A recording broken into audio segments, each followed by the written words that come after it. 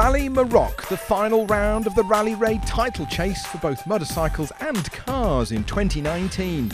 There's still lots to play for, leaving no time at all for people to enjoy some autumn sun gracing North Africa.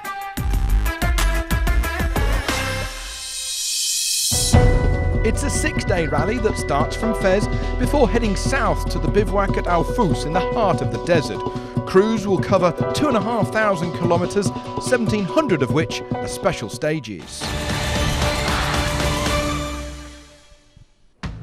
62 bikes came to the start line, with the focus being on the works teams. KTM, Honda, Husqvarna, Sherco and Hero all keen to finish the season on a high. The 2019 World Championship was wrapped up last time out by Sam Sunderland to make him the first ever British rider to do so, but he's still gunning to win this rally as he did in 2015.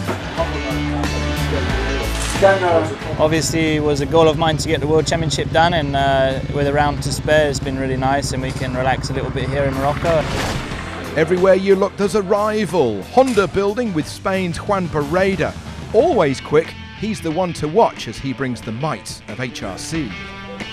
Here is an important rally. Everybody is here, all the top riders are here, and we know that the Maroc rally is always a tougher rally, and it's really nice to have to finish with a good race. Bringing skills from stateside and the Baja 1000 is American Ricky Brabec. He's a teammate to Barreda with Honda. Former world champion and winner of this rally 2 years ago is Matthias Walkner. He's had a season off the bike through injury, so may well be playing himself back in rather than risking too much.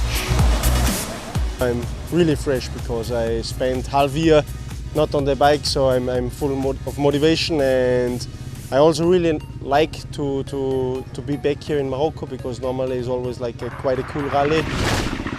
2018 winner Toby Price is another returnee after injury, and just as he was getting better, had a bout of tonsillitis that laid him low. He will only get quicker. Yamaha will challenge KTM and Honda with the leader of the team, Adrian van Beveren. He's a sand specialist and has always been quick in Morocco. Watch him. Sherco gets stronger with Lorenzo Santolino, Michael Metch and Johnny Aubert, making it not easy to choose a winner on two wheels.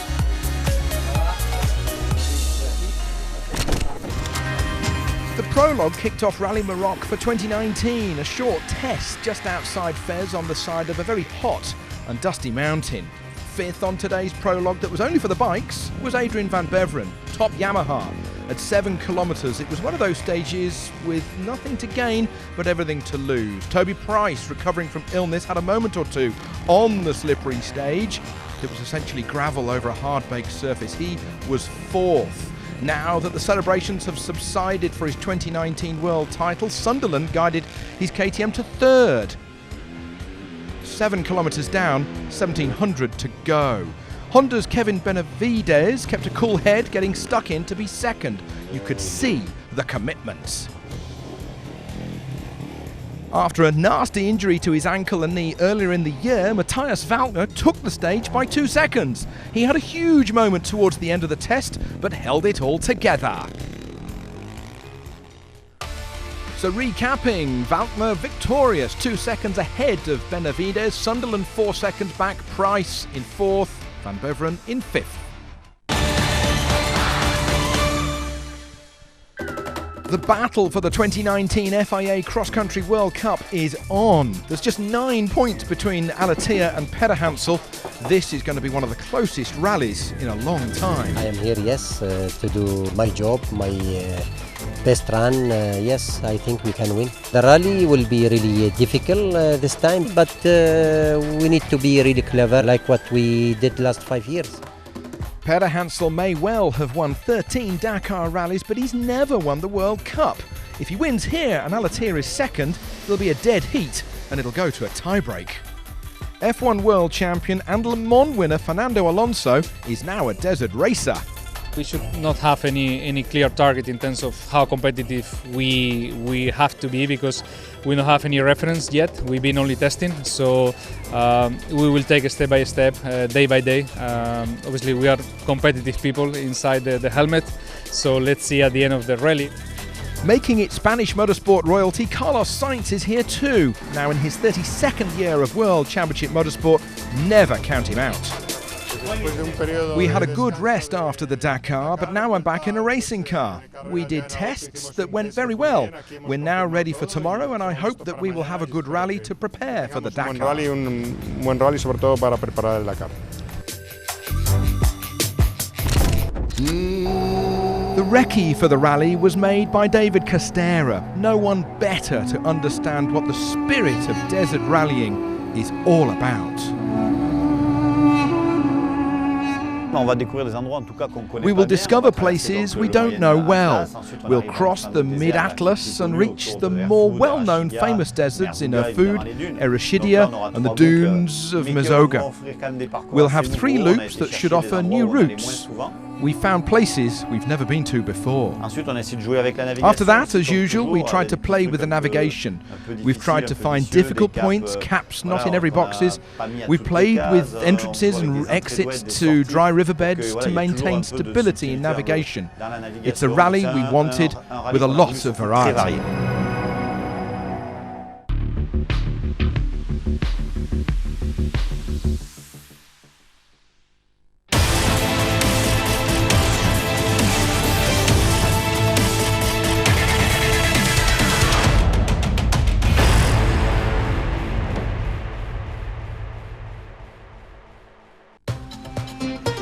The real Rallye du Maroc now gets underway with a 226-kilometre stage from Fez towards the south and Erfoud, which will be the base of the events.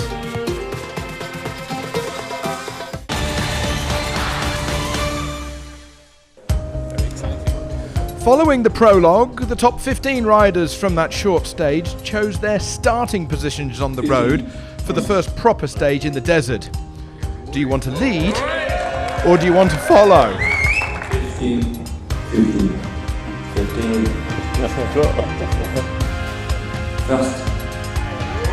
In the end, it was Johnny Aubert who got first place off the line. It's the first time for me to be able to open the stage, so I'm here to gain experience for the Dakar. I can then work on my engine and the roadbook too. This is the chance.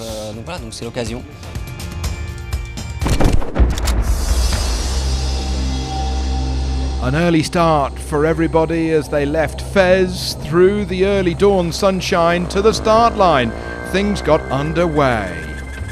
The beautiful landscapes, nobody had much time to look, not least of all Adrian van Beveren. It was unfortunately his turn to be ill. There's a lot of it about, unfortunately. But for the Yamaha rider, he did well. He was 7th today. Matthias Walkner used up most of his rear tyre today. Many did, but the Austrian really did give it quite a thrashing. He was 6th on the stage.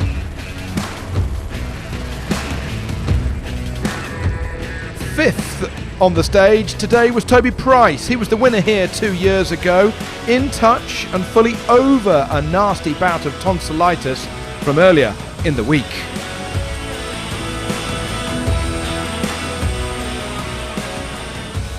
It's a long way to come from Bolivia to Morocco, but for Daniel Nosiglia, these conditions suit him, and his Honda went well with a brilliant 4th after a long, difficult stage.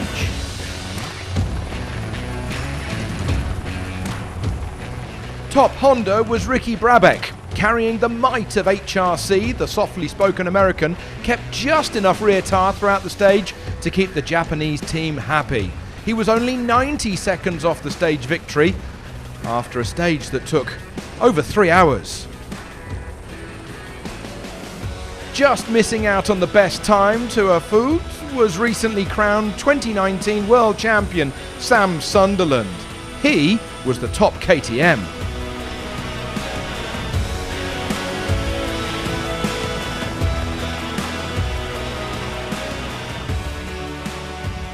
Top of the pile after the first real stage on the 2019 Rallye du Maroc was Pablo Quintanilla. The Husqvarna did not miss a beat over a stage that many found terribly difficult. A fantastic start.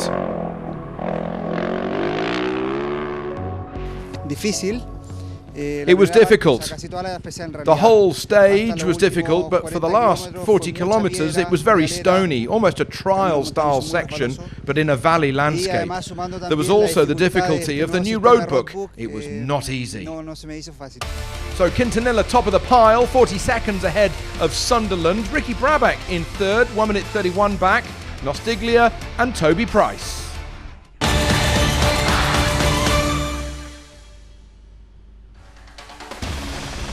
For Fernando Alonso, it was his first stage at World Cup Rally Raid level, and what a baptism! 3 punctures and then a day of dust. We had different problems, but the starting order didn't help because we spent all day in the dust. I just couldn't see. Losing big time today, again with punctures from the terribly difficult stage, was Carlos Sainz. Back in the desert, changing 2 tyres, not a great start, but he's now 8th overall.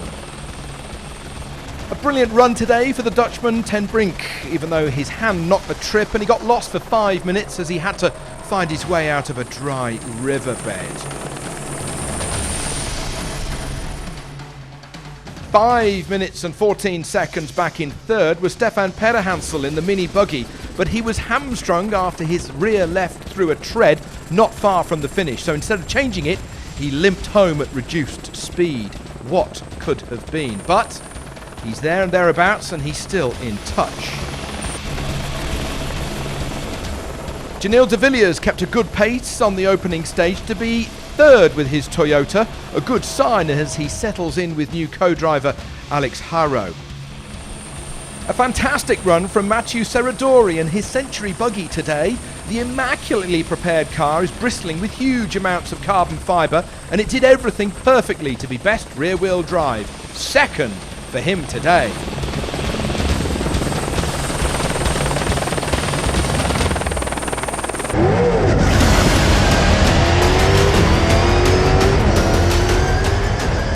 The title leader survived the stones at the start of the stage, but then Nasser Al-Attiyah hit a rock hidden in a small bush.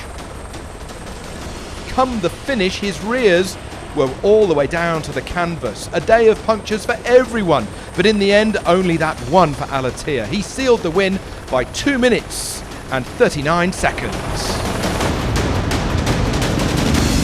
I'm quite happy to finish the stage one without any mistake from navigation. Mathieu did good job, and the car is really working good, and the Michelin also tire working good. But today it was very, very rocky in mounting, and yeah, I am quite happy to be here in the finish. Al-Attiyah heads the fields by just under 3 minutes from Serradori, de Villiers, Pederhansel and Ten Brink. The spirit of Rally Raid continues with the Rallye du Maroc.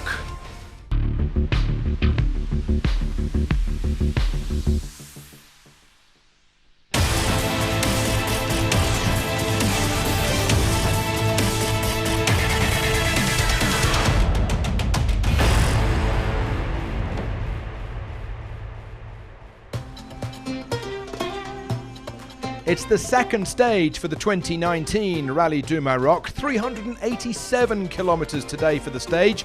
The temperature is rising in more ways than one.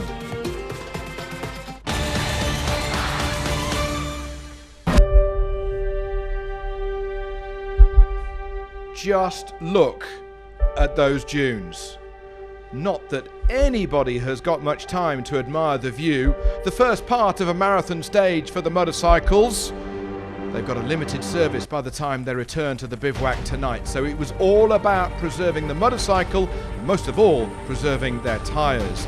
Brand new 2019 World Champion Sam Sunderland had an off today. He fell hard onto his elbow. He is out of the rally. Ricky Brabec, one of the unfortunate losers of the day, he struggled to find a waypoint and had a while to try and find his way out of where he was lost. Likewise, the Austrian Matthias Waltner, he was furious to not find his way out of a valley at kilometre 315. He was not happy at all by the time he got to the finish. He finished 11th today. Another one who lost time struggling was Toby Price. He's riding back on form, but he wasn't happy at the day's end.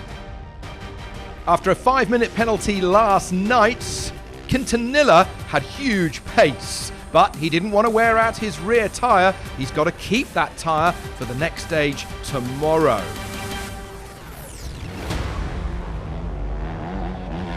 What about Andrew Short, the softly spoken American, backing up more and more stateside being part of rally raiding? He grabbed a great third today, well in touch with the front runners. Second position has gone to Kevin Benavides on his Honda 450 CRF, a great result for him in the dunes. After a bad day yesterday, Bereda pulled it out of the hat today with an outright win on the big stage, 5.5 minutes ahead of the rest. He's back and he's quick. At the start it was a little bit strange because I saw many riders lost, but from then on I kept a good rhythm through the stage. At the end I arrived in a group, but it was a very good stage for me. I'm happy. So overall it is Bereda 6.5 minutes ahead of Short, Benavides, Van Beveren and Evan Branch Ross. After just 10 minutes of service allowed, only by the rider, the bikes have now gone into Parc Ferme. In the morning, they're allowed another 15 minutes to work on the bike before another huge stage. Ignacio Casale won the quads today, a good run for him to be 12 minutes clear of the rest. Rafa Sonic wrapped up his 6th World Championship this year. He had a small overnight penalty, but he's still well and truly in the running. Javier Flick dominated the first stage of the Enduro like never been seen before. He was 52 minutes ahead of the rest yesterday. This is the class where minimum amounts of modifications are allowed to be made to standard production bikes.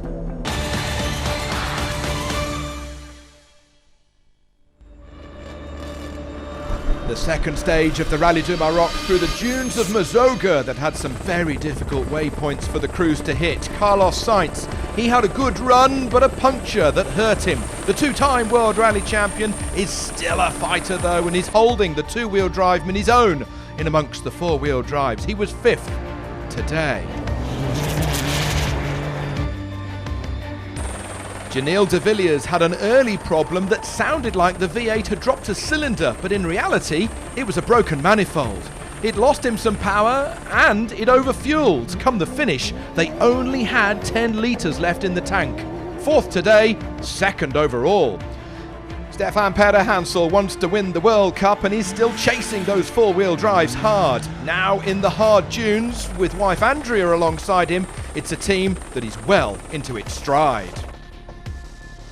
After some bad luck this year, Kuba Brzezgonski flew today to be 2nd on the stage. A great run that really showed the speed of the four-wheel drive Mini.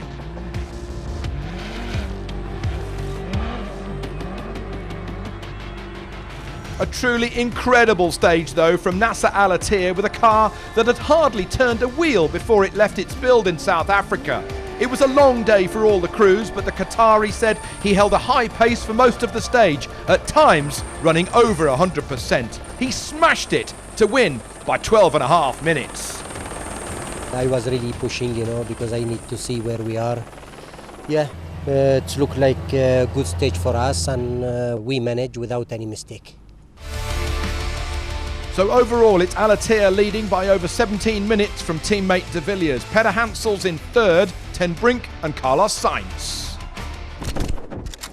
The SSVs are getting quicker rally by rally as they pull in more competitors from all over the globe. After the second stage, Spain's Gerard Fares holds 2nd position, and in 1st is Aaron Domzala, who heads the class with his Can-Am. Casey Curry dominates the SSV Open class with his Can-Am. He holds a 24-minute advantage. In the Open category, it is Philippe Gache in touch with his Toyota, while Christian Lavalle heads the category. He knows so much about desert racing.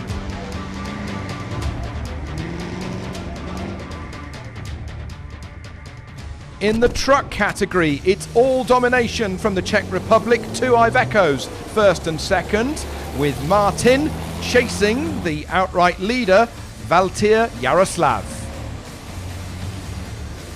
We have more from the Rallye du Maroc tomorrow with stage 3.